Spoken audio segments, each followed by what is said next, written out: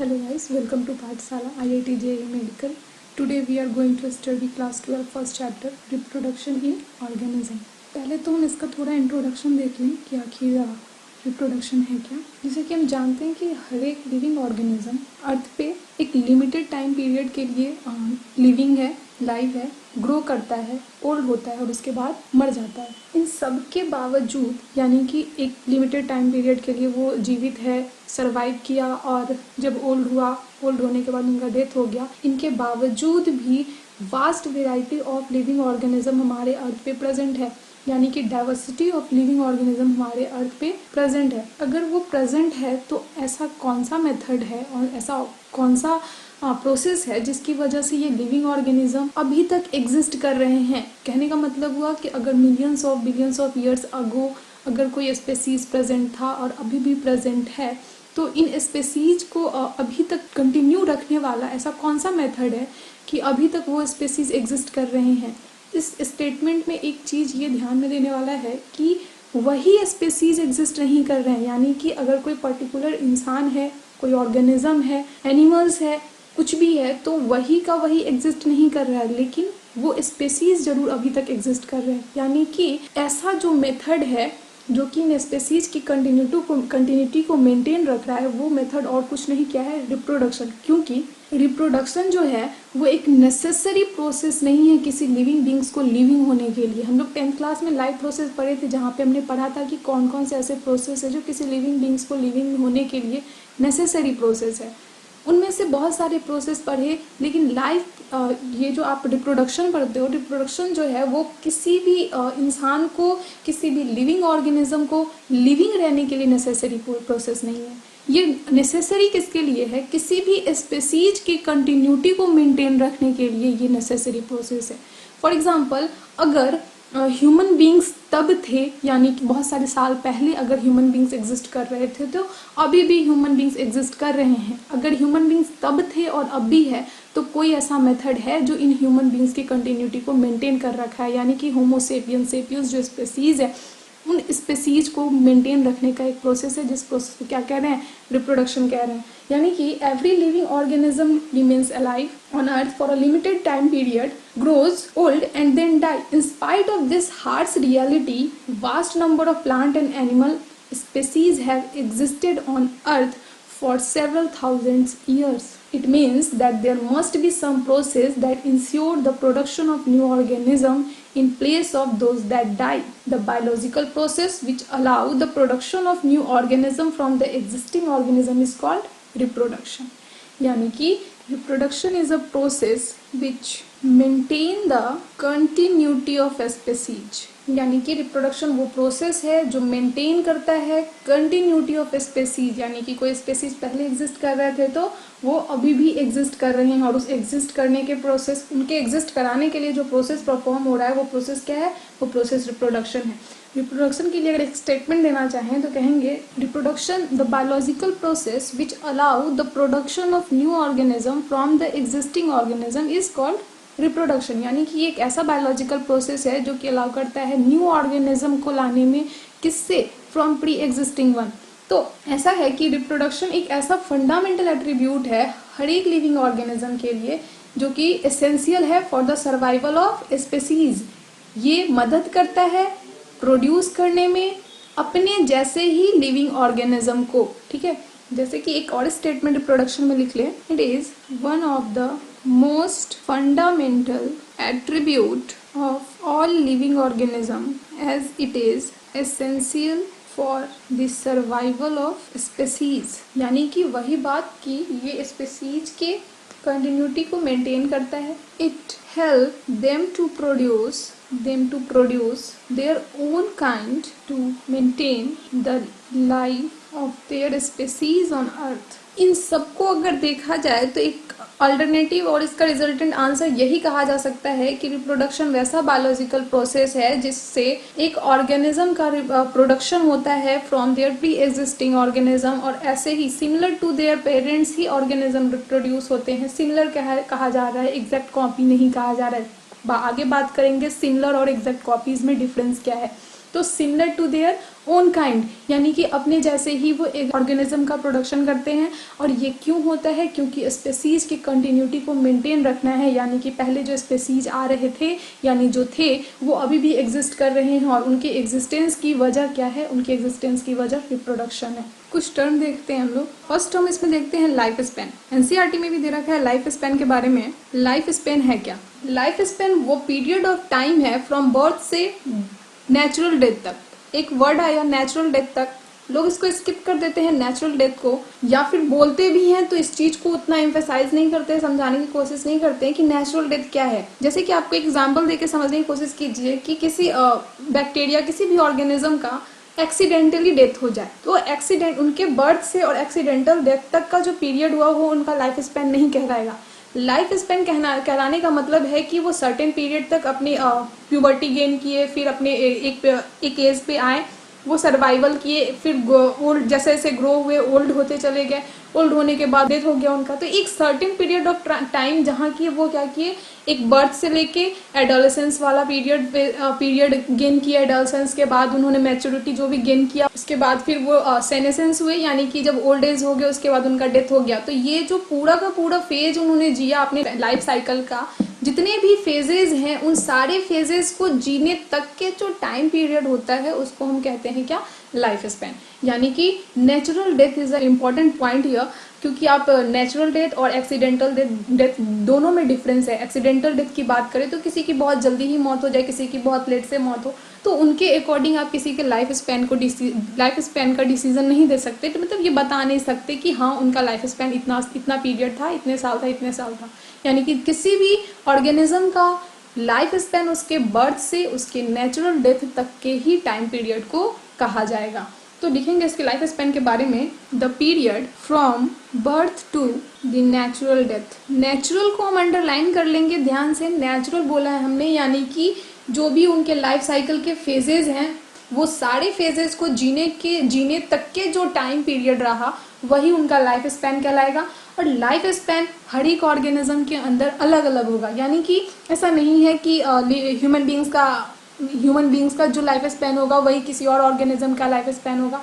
तो life span organism to organism depend करता है। हाँ, लाइफ स्पैन किसी भी ऑर्गेनिज्म के बॉडी कॉम्प्लेक्सिटी पे डिपेंड नहीं करेगा। ऐसा नहीं है कि किसी का साइज बड़ा है, किसी का साइज छोटा है, या फिर किसी दो ऑर्गेनिज्म के साइज सेम ही है तो उन दोनों का लाइफ स्पैन सेम होगा, ऐसा नहीं है। लाइफ स्पैन जो होता है डिफरेंट ऑर्गेनिज्म के अंदर डिफरेंट होता है। फॉर एग्जाम्पल ले लीजिए, क्रो और पैरोट दोनों के साइजेस क्या है? सेम, सिमिलर ही है। इसके बावजूद दोनों के लाइफ स्पैन में एक वास्ट डिफरेंस है। फॉर एग्जाम्पल आप ले लो, क्रो का लाइफ स्पैन जो है सिर्फ और सिर्फ 15 साल है, जबकि पैरोट का लाइफ स्पैन 140 साल है। उसी तरीके से आप देखो, mango tree lives for 200 year, जबकि पीपल का पेड़ 2500 साल जीता है। तो ये अलग अलग ऑर्गेनिज्म और अलग अलग लिविंग बींग्स के अंदर आप देख रहे हो कि साइज मैटर नहीं करता कि किस ऑर्गेनिज्म के किस लिविंग बींग्स के साइज अगर सिमिलर है या डिफर है तो उनके डिफरेंसेस ऑफ लाइफ स्पैन से सिमिलर होंगे या फिर डिफर करेंगे, तो वो अलग अलग ऑर्गेनिज्म में अलग अलग लाइफ स्पैन होगा उनका। अब जब लाइफ स्पैन की बात करते हैं तो इसमें कुछ फैक्टर्स देख लें, यानी कि life span varies from few days to several thousand year. ये क्या है? Life span are not necessarily correlated with size और कम्प्लेक्सिटी, यानी कि life span are not necessarily correlated with size और कम्प्लेक्सिटी ऑफ ऑर्गेनिज्म, यानी कि किसी भी ऑर्गेनिज्म के शेप एंड साइज पे किसी भी ऑर्गेनिज्म का लाइफ स्पैन डिपेंड नहीं करेगा। फॉर एग्जाम्पल ले लेते हैं, for example size of crow and parrot is almost similar, but crow has a lifespan of 15 years while parrot lives for about 140 years।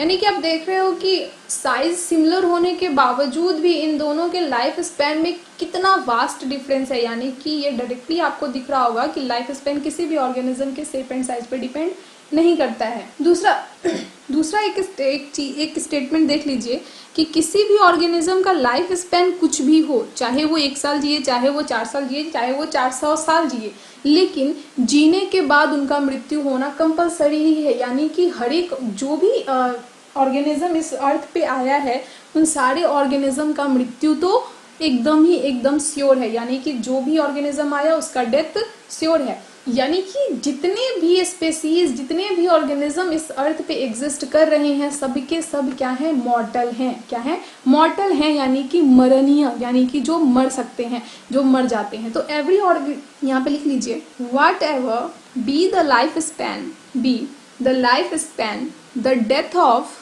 every organism is sure, which means no individuals is living forever. So we can say living organism are mortal. इनके बावजूद NCERT में एक question दे रखा है कि is this true for single cell organism, यानी कि जो सिंगल सेल ऑर्गेनिज्म है, जैसे कि हम लोग जानते हैं कि ऑर्गेनिज्म अलग अलग टाइप के होते हैं, यूनिसेलुलर होते हैं, मल्टी सेलुलर होते हैं। जैसे कि हम लोग मल्टी सेलुलर ऑर्गेनिज्म है, तो जो यूनिसेलुलर ऑर्गेनिज्म है वो क्या मॉर्टल होते हैं और या फिर इमॉर्टल होते हैं? क्योंकि अगर कोई ऑर्गेनिज्म लिविंग है इस अर्थ पे तो उसको मॉर्टल होना तो कंपलसरी है। इसके बावजूद भी कोई ऐसा है क्या जो इमॉर्टल है?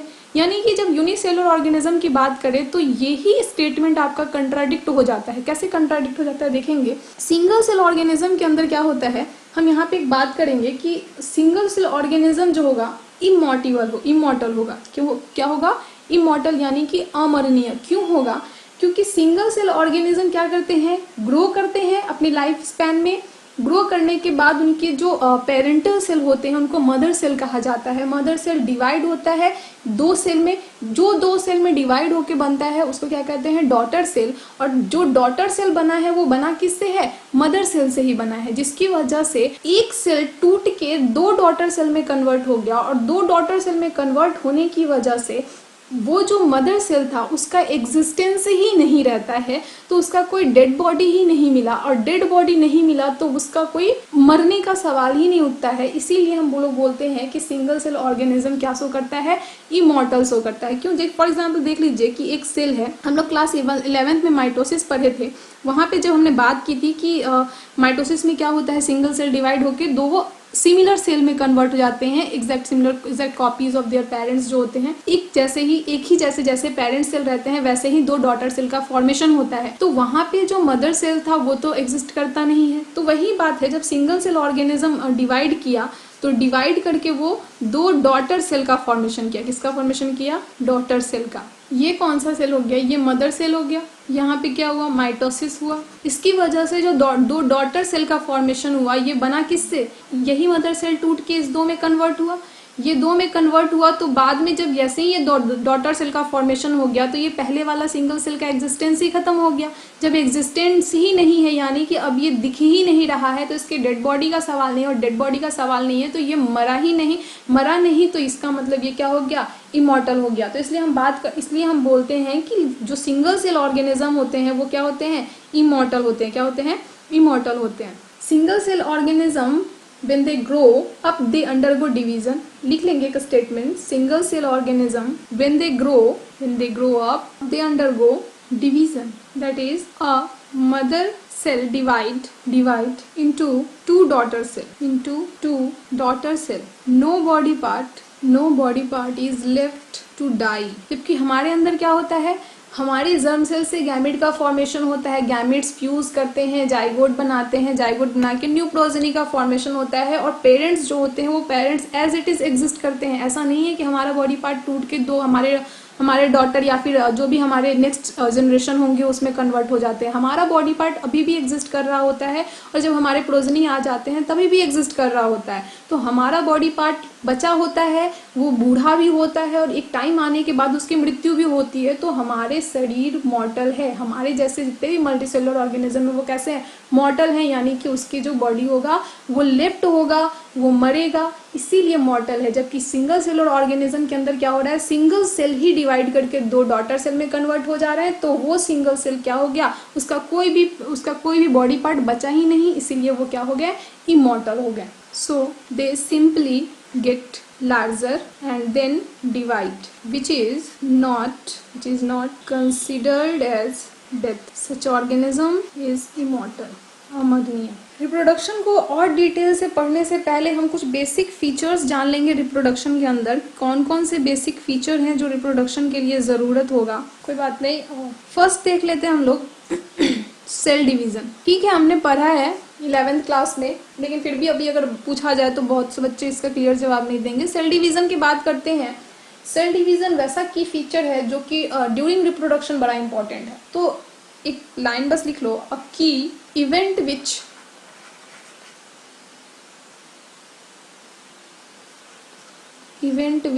अकर during reproduction is cell division. यानी कि बिना सेल डिवीज़न के रिप्रोडक्शन को इमेजिन करना इम्पॉसिबल है। तो सेल डिवीज़न किस तरीके से रोल प्ले करता है उसको जानने से पहले, ये तो पूरा का पूरा हम रिप्रोडक्शन में अभी ह्यूमन रिप्रोडक्शन, प्लांट रिप्रोडक्शन पढ़ेंगे, उन सब जगह आपको पता लगेगा कि सेल डिवीज़न किस तरीके से इतना इंपॉर्टेंट है रिप्रोडक्शन चैप्टर को पढ़ने के लिए। अगर किसी का क्लियर नहीं है तो वो पहले क्लियर कर ले। वैसे हम बेसिक चीज़ यहाँ पर डिस्कस करेंगे। सेल डिवीज़न की बात करें तो सेल डिवीज़न हमने बात किया हुआ है कि 2 तरीके के होते हैं। 11th में भी बात किया था हमने कि 2 तरीके के होते हैं। तो सेल डिवीज़न 2 टाइप्स के होते हैं। फर्स्ट जो 2 टाइप्स, फर्स्ट बात करें तो माइटोसिस, सेकंड बात करें तो मियोसिस।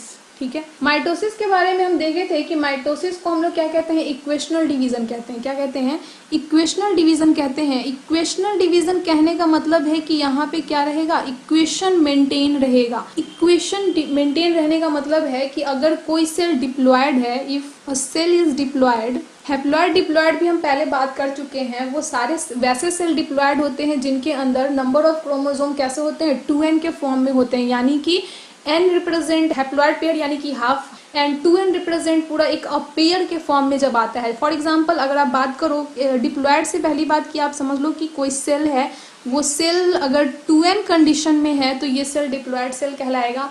2n में n रिप्रेजेंट क्या कर रहा है, n आपका प्लॉयडी हैप्लॉयड रिप्रेजेंट करेगा, जबकि 2n क्या रिप्रेजेंट करेगा, डिप्लॉयड रिप्रेजेंट करेगा।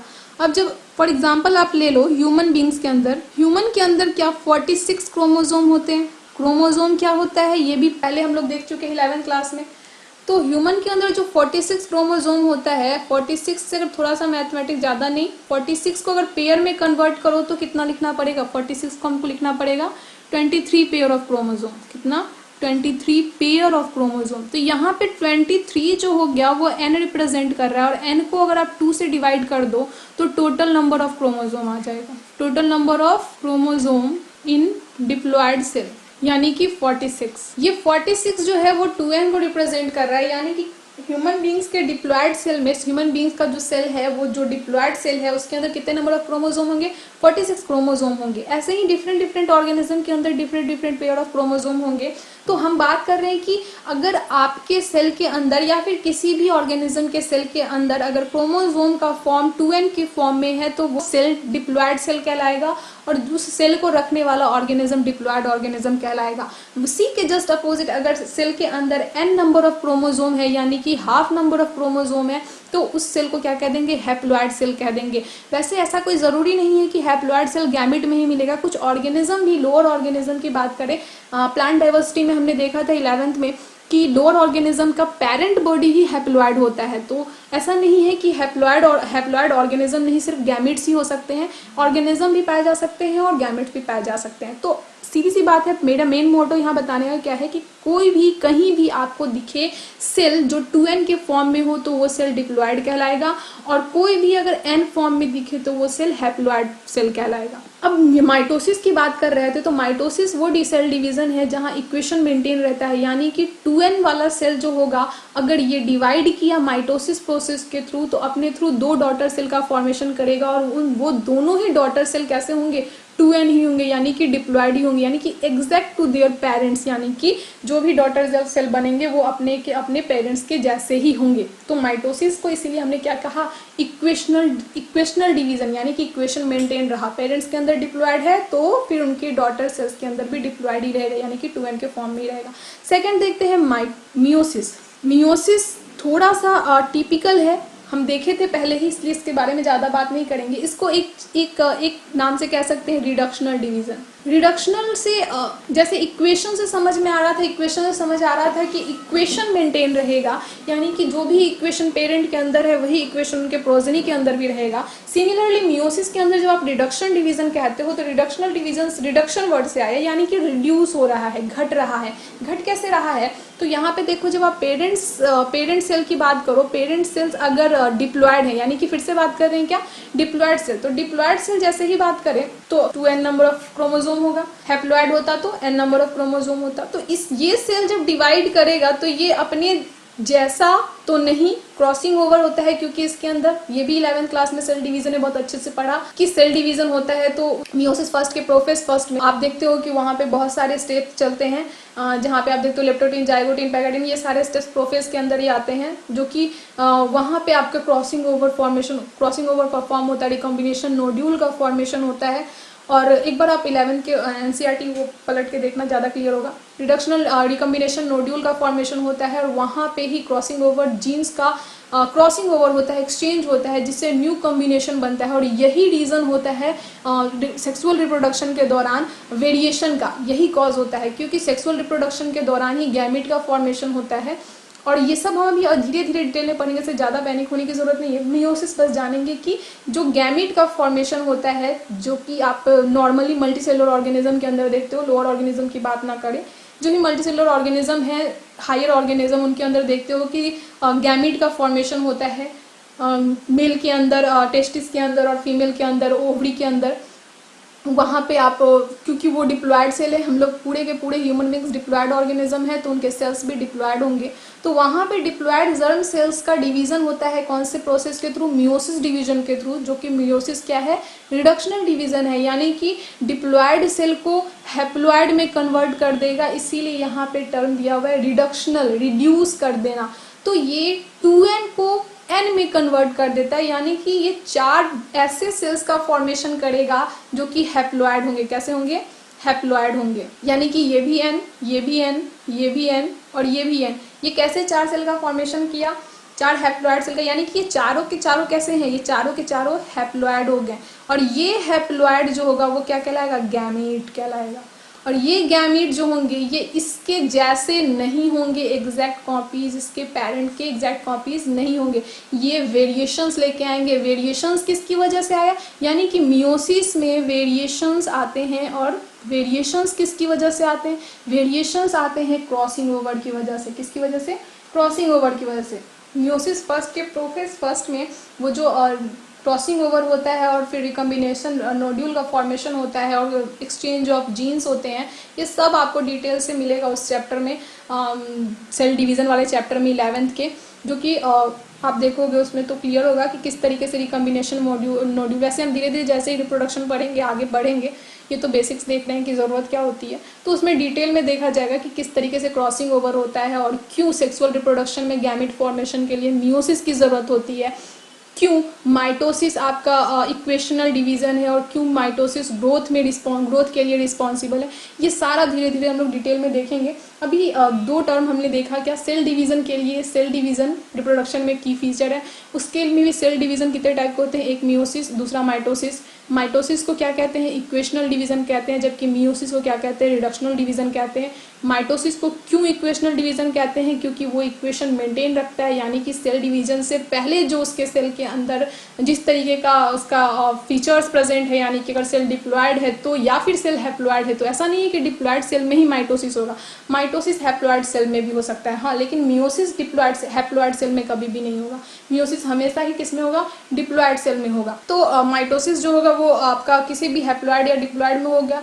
अगर हैप्लॉयड है तो वो अपने जैसा ही 2 नया हैप्लॉयड सेल का फॉर्मेशन करेगा, अगर डिप्लॉयड है तो वो अपने जैसा ही डिवाइड होकर 2 डॉटर सेल डिप्लॉयड सेल का फॉर्मेशन करेगा। तो माइटोसिस ही है जो आपका यूनिसेलुलर ऑर्गेनिज्म में परफॉर्म हुआ था, जिसकी वजह से पेरेंट्स बॉडी का कोई भी अवशेष नहीं बचा था, कोई भी लेफ्ट पार्ट कोई लेफ्ट उसका बचा नहीं था, जिसकी वजह से उसको इमॉर्टल कहा था हमने। मियोसिस में भी क्या होता है कि जो डिप्लॉयड, रिडक्शनल डिवीजन कहा हमने, क्योंकि यहाँ पे रिडक्शन हो रहा है, डिप्लॉयड सेल कन्वर्ट हो जा रहा है 4 हैप्लॉयड गैमेट्स में, जो कि वेरिएशंस होते हैं। ऐसा नहीं है कि ये सिमिलर टू देयर पेरेंट्स होंगे, जबकि माइटोसिस में similar to their parents cells ही मोस्टली कह सकते हैं, नहीं तो कह ही सकते हैं कि वो एग्जैक्टली कॉपीज होते हैं, क्लोन होते हैं एक दूसरे के। यहाँ पे आप नहीं कह सकते, क्योंकि यहाँ पे मियोसिस फर्स्ट में क्या होता है, क्रॉसिंग ओवर होता है, क्रॉसिंग ओवर की वजह से वेरिएशंस आते हैं, और यही चीज़ सेक्सुअल रिप्रोडक्शन के दौरान गैमेट फॉर्मेशन के अंदर होता है। जब मेल के अंदर और फीमेल के अंदर गैमेट्स का फॉर्मेशन होता है, तो क्योंकि हम लोग डिप्लॉयड ऑर्गेनिज्म है या फिर जो भी डिप्लॉयड ऑर्गेनिज्म है उनके अंदर गैमेट का फॉर्मेशन हो रहा है, तो गैमेट्स जो ऑर्गेनिज्म के अंदर है उससे वेरिएशंस आया हुआ होगा, जिसकी वजह से नया जो प्रोजेनी होता है वो सिमिलर टू देयर पेरेंट्स कह सकते हैं, लेकिन exact copy to their parents नहीं कह सकते। First basic feature of reproduction हमने देखा सेल डिवीजन। सेकंड बेसिक देखते हैं, सेल डिवीजन तो हो गया, लेकिन अब डुप्लीकेशन ऑफ सेलुलर एपरेटस, यानी कि जितने भी सेल में सेल ऑर्गेनल्स वगैरह प्रेजेंट हैं उन सबका डुप्लीकेशन भी होना ज़रूरी है, तभी तो सेल डिवीजन के दौरान पे क्रोमोसोम तो डिवाइड कर दिया, 2 न्यूक्लियस का फॉर्मेशन हो गया, उसी तरीके से 2 सेल का फॉर्मेशन हो गया, लेकिन सेल में प्रेजेंट बाकी सारे जितने भी ऑर्गेनल्स हैं, सेलुलर एपरेटस जिसको कह रहे हैं, वो भी तो डिस्ट्रीब्यूट होना ज़रूरी है। तो इसलिए सेकेंड जो आप बेसिक फीचर कह रहे हो रिप्रोडक्शन के लिए, वो क्या हो जाएगा, वो cellular apparatus. Before cell division, यानी कि सेल डिवीजन से पहले, before cell division all the cellular apparatus must be duplicated. Duplicated मतलब कि डबल हो जाना, duplicated so that cellular material present in parent cell can be equally distributed, यानी कि बंट जाना, डिस्ट्रीब्यूटेड अमॉन्ग्स्ट 2 डॉटर सेल। इसमें और थोड़ा देख लो कि क्या क्या होता है। It involves replication of chromosome, ये सब हम लोग देख चुके हैं क्लास 11th में पढ़े होंगे। तो रेप्लिकेशन ऑफ क्रोमोसोम, यानी कि जो आप एस फेज में पढ़ते हो क्रोमोसोम, एस फेज में पढ़ते हो कि क्रोमोसोम 2n से 4n में कन्वर्ट हो गया, तो क्योंकि वहाँ पे आप क्या करते हो कि सेल का न्यूक्लियस को डिवीजन करने से पहले रेडी कर रहे होते हो सेल को डिवाइड करने के लिए, न्यूक्लियस को डिवाइड करने, यानी एक न्यूक्लियस से 2 न्यूक्लियस में कन्वर्ट करने के लिए। क्योंकि माइटोसिस में क्या देखते हो आप कि जो न्यूक्लियस है अगर वो पेरेंट सेल का 2n है तो उससे जो बनने वाले 2 डॉटर सेल हैं वो भी कैसे होंगे, 2n होंगे। तो सिमिलरली इक्वल भाग में 2 में बांटने के लिए 2n से 2n कैसे बन सकता है, तो 2n से पहले क्या किए, 4n किए, फिर उसके बाद 2n में डिस्ट्रीब्यूट किए। सीधी सी बात है, अगर मेरे पास अभी 2 चेयर है और हमको एक रूम से 2 रूम में कन्वर्ट करना है, और हम कहें कि सिमिलर मेरे पास जो एक रूम है वैसा हमको 2 रूम कन्वर्ट करना है, तो हम क्या करेंगे कि इसी रूम को मान लो पार्टीशन कर देते हैं और एक रूम से कन्वर्ट करके 2 रूम में कन्वर्ट कर देंगे। लेकिन उससे पहले हमको ये चेक करना पड़ेगा कि दोनों रूम, क्योंकि जो सामान इस रूम में है वही सामान उस रूम में भी होना चाहिए, तो उसके लिए हमको हर चीज़ को जो भी प्रेजेंट है उसको डुप्लीकेट करना पड़ेगा, यानी कि डबल करना पड़ेगा। तो इसलिए जितने भी सेलुलर एपरेटस हैं, सेलुलर एपरेटस मतलब कि जितने भी सेल ऑर्गेनल्स हैं उन सबको डुप्लीकेट किया जाता है और फिर इक्वल अमाउंट में दोनों में डिस्ट्रीब्यूट कर दिया जाता है। अब अगर एक रूम में जैसे ही हमारे पास 2 चेयर है और हम चाह रहे हैं कि दोनों ही रूम में हम क्या कर दें, 2 चेयर्स, मतलब एक रूम को 2 रूम में जब कन्वर्ट कर रहे हैं तो दोनों ही रूम में हमारे 2 चेयर प्रेजेंट हो, तो इसके लिए हमको क्या करना पड़ेगा, पहले हमको 2 चेयर मार्केट से और लाना पड़ेगा, फिर एक रूम में 2 चेयर रखना पड़ेगा, फिर दूसरे रूम में 2 चेयर रखना पड़ेगा। इसी तरीके से जब सेल हमारा 2n क्रोमोसोम रखा होता है और उसको वैसा ही 2n वाला 2 और नया सेल बनाना होता है, उससे ही तो पहले उसको 2n नंबर ऑफ क्रोमोसोम को 4n में कन्वर्ट करना होता है, और इस 2n नंबर ऑफ क्रोमोसोम को 4n में कन्वर्ट करना ही क्या कहलाता है, रेप्लिकेशन कहलाता है। तो यही है, ये it involves replication of chromosome in the nucleus of a cell which contain information for inheritance, यानी कि जितने भी सेलुलर सब्सटेंस होंगे वो सब के सब डुप्लीकेट किए जाएंगे और एक सेल से 2 सेल में डिवाइड कर दिया जाएगा, इक्वल अमाउंट में डिस्ट्रीब्यूट कर दिया जाएगा। तो बेसिक फीचर ऑफ रिप्रोडक्शन में फर्स्ट हमने देखा क्या, सेल डिवीजन, दूसरा हमने देखा डुप्लीकेशन ऑफ सेलुलर एपरेटस, और तीसरा हम देख रहे हैं क्या, फॉर्मेशन ऑफ रिप्रोडक्टिव यूनिट। देखिए क्या है, सेल डिवीजन देखे कि रिप्रोडक्शन में, क्योंकि रिप्रोडक्शन में सेल डिवीजन ज़रूरी है, क्योंकि सेल डिवीजन नहीं होगा तो फिर गैमेट का फॉर्मेशन नहीं होगा, और गैमेट का फॉर्मेशन नहीं होगा तो सेक्सुअल रिप्रोडक्शन परफॉर्म नहीं होगा। और ये सेक्सुअल रिप्रोडक्शन की बात करें तो वहाँ पे भी आप देखो तो एक सेल से 2 सेल में, सिमिलर सेल्स में जब वहाँ पे एक ही सेल से 2 सेल में कन्वर्ट होता है तो वहाँ पे माइटोसिस की ज़रूरत पड़ती है, तो सेल डिवीजन वहाँ पे ज़रूरत हो गया बेसिक फीचर रिप्रोडक्शन के लिए। दूसरा हमने कहा डुप्लीकेशन ऑफ सेलुलर एपरेटस, यानी कि अगर एक सेल से 2 सेल में कन्वर्ट हो रहा है या फिर सिंगल सेल ही गैमेट यानी diploid cell haploid cell gamete में फॉर्मेशन हो रहा है मियोसिस के थ्रू, तो वहाँ पे भी कहीं भी एक सेल से 2 सेल का फॉर्मेशन हो रहा है तो वहाँ पे जो भी सेलुलर क्रोमोसोम है न्यूक्लियस के अंदर वो तो ठीक है, उनका रेप्लिकेशन होना यानी कि उनका डबल होना ताकि वो डिस्ट्रीब्यूट हो सके, साथ ही साथ अदर जितने भी केमिकल्स प्रेजेंट हैं, अदर जितने भी ऑर्गेनेल्स प्रेजेंट है, सबको सेल डिवीजन से पहले क्या होना है, डुप्लीकेट होना है, यानी कि डबल होना है, और इक्वल अमाउंट में दोनों ही सेल में क्या हो जाना है, डिस्ट्रीब्यूट हो जाना है, बढ़ जाना है। तीसरा रिप्रोडक्शन के लिए क्या है, फॉर्मेशन ऑफ रिप्रोडक्टिव यूनिट, यानी कि देखिए जैसे आप बात करो सेल डिवीजन हो, डुप्लीकेशन ऑफ सेलुलर एपरेटस हो, तो ये सब तो कहाँ होगा, पहले ये तो पता करें ये सब जो परफॉर्मेंस होना है, ये सब जो बेसिक फीचर रिप्रोडक्शन के लिए ज़रूरत है, यानी कि गैमिट फॉर्मेशन हो, गैमिट फॉर्मेशन होने के बाद आप गैमिट का रिलीज हो बॉडी से, तो ये सब होगा कहाँ, तो उसके लिए आपको ज़रूरत है कि पहले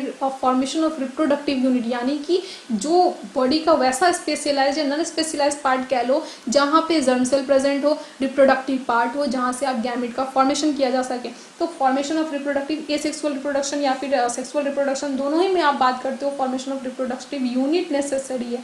तो फॉर्मेशन ऑफ रिप्रोडक्टिव यूनिट में रिप्रोडक्टिव यूनिट्स आर स्पेशलाइज्ड और non specialised parts of an organism which after separation or modification results in the formation of new individual या offspring। अब बेसिक फीचर के बाद देखना है टाइप्स ऑफ रिप्रोडक्शन, यानी कितने टाइप्स के रिप्रोडक्शन होते हैं। बचपन वाले क्लास से हम लोग पढ़ते हैं कि टाइप्स ऑफ रिप्रोडक्शन में डिफरेंट टाइप्स के रिप्रोडक्शन। पहला हम लोग बात करते हैं एसेक्सुअल रिप्रोडक्शन। पहले तो टाइप्स ऑफ रिप्रोडक्शन देख लो कि कैसे कैसे रिप्रोडक्शन डाइवर्स होता है, यानी डिफरेंट ऑर्गेनिज्म में किस किस तरीके से डिफरेंट टाइप के रिप्रोडक्शन, यानी कि हर एक ऑर्गेनिज्म अपने इन्वायरमेंटल फैक्टर आप इंटरनली इन्वायरमेंट और एक्सटर्नल इन्वायरमेंट दोनों ही तौर पे कह सकते हो कि जो उनका इन्वायरमेंट उसको फेवर करेगा, उसके अकॉर्डिंग वो अपने नेक्स्ट जनरेशन, नेक्स्ट प्रोजेनी को प्रोड्यूस करेंगे। तो जैसे सिंपल ऑर्गेनिज्म है, सिंपल ऑर्गेनिज्म ज़्यादा तामझाम पसंद नहीं करते, वो सिंपली माइटोसिस के थ्रू डिवाइड करके एक पेरेंट सेल डिवाइड करके 2 डॉटर सेल में कन्वर्ट हो जाते हैं। उनके लिए वही ग्रोथ है और वही रिप्रोडक्शन भी है।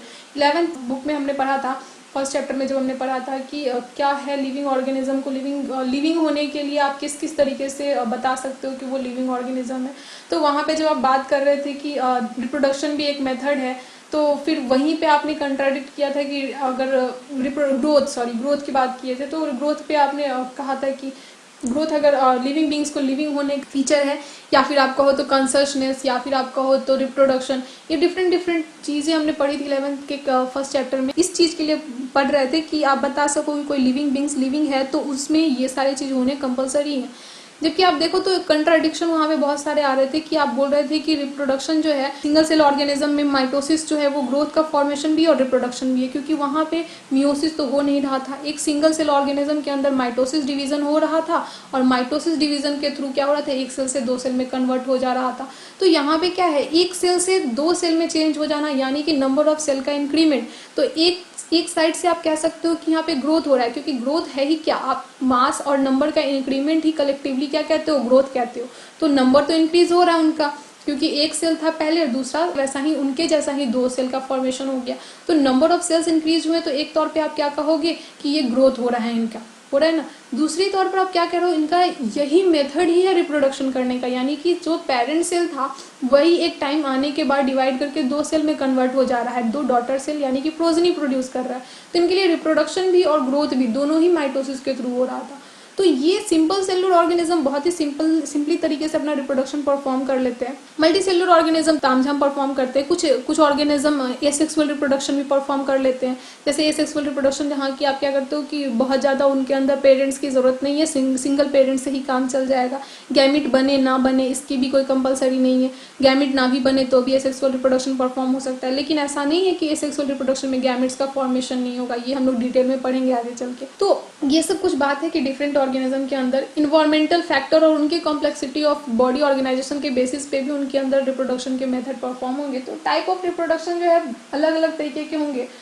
डिफरेंट टाइप ऑफ रिप्रोडक्शन जो है वो किस पे, तो बोथ एक्सटर्नल में हैबिटेट कह सकते हैं, कैसा उनका जहाँ रहते हैं वो हैबिटेट कैसा है, एज वेल एज इंटरनल, यानी कि उनका अंदरूनी जो कहते हो physiology factors are collectively responsible for how it reproduces. वैसे ब्रॉडली आप बात करो तो रिप्रोडक्शन 2 टाइप का होता है, फर्स्ट एसेक्सुअल और सेकेंड सेक्सुअल रिप्रोडक्शन। ठीक है, तो ये 2 टाइप ऑफ रिप्रोडक्शन हम नेक्स्ट लेक्चर में पढ़ेंगे। एसेक्सुअल वैसे ब्रीफली देख लो तो छोटा सा आप कह सकते हो कि एसेक्सुअल रिप्रोडक्शन में सिंगल पेरेंट की ज़रूरत होती है, सेक्सुअल रिप्रोडक्शन में डबल पेरेंट्स की ज़रूरत होती है। एसेक्सुअल रिप्रोडक्शन में गैमिट बन भी सकता है, नहीं भी बन सकता है। सेक्सुअल रिप्रोडक्शन में गैमिट फॉर्मेशन एकदम ही कंपलसरी है। एसेक्सुअल रिप्रोडक्शन में आप सोमैटिक सेल्स का इन्वॉल्वमेंट भी हो सकता है प्रोजेनी फॉर्मेशन करने के लिए। और भी बात कह सकते हैं सेक्सुअल रिप्रोडक्शन में पेरेंट्स के जैसे ही प्रोजेनी बनेंगे, जो चिल्ड्रंस होंगे, नए नेक्स्ट जनरेशन जो होंगे। सेक्सुअल रिप्रोडक्शन में वेराइटीज़ होंगे, यानी कि जैसे पेरेंट है एग्जैक्ट कॉपीज़ नहीं होंगे। हमने पहले भी कहा एग्जैक्ट कॉपीज़ और सिमिलर दोनों वर्ड डिफरेंट है। तो ये सब बातें हम नेक्स्ट लेक्चर में डिस्कस करेंगे। आज के लिए यहीं तक। Thank you.